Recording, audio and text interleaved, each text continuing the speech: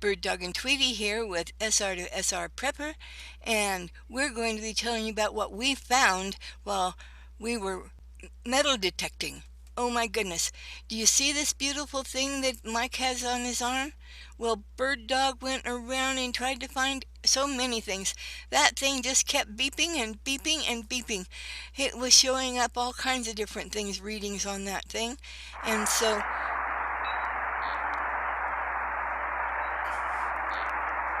can you hear that?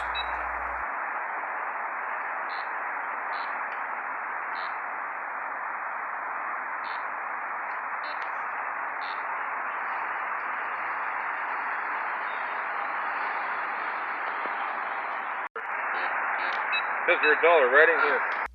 So when he said there's $1 right in here, we got that shovel and we started digging. And we were digging and digging, and he was shoving his foot on that shovel, and I even tried a couple of times. Oh my goodness, we got a little tiny hole going, and we couldn't go any further. I'll tell you, they did that sand trap over the top of concrete or rocks or something. We could not penetrate to find that money. But we do have lists in the description below, and we have playlists and links. And then while we were at the park, a gentleman walked up and wanted to know if we could read his gold pieces.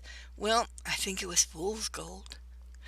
Anyway, BirdDog got back to checking out what he could find, and there were a lot more beeps and a lot more blinks on the meter, but he kept trying and trying. We thought maybe over by the playground where the parents were pushing the kids, maybe something would have fallen out.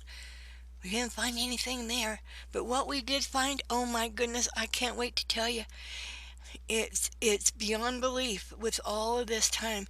And he was out there in the grass, and I came up to him, and he was telling me, "You have what? Say it louder." I might have a silver dollar, but I don't think so. It's 6 inches.